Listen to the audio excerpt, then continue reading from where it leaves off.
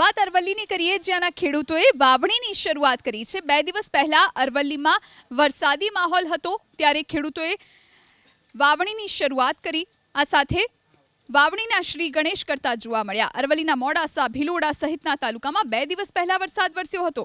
વરસાદ વરસ્યાના ઠીક બાદ હવે ખેડૂતો ખેતીકામમાં જોતરાઈ ગયા છે। કેટલાક વિસ્તારમાં વાવણી લાયક વરસાદ થતાં જ ખેડૂતોએ વાવણી શરૂ કરી દીધી છે।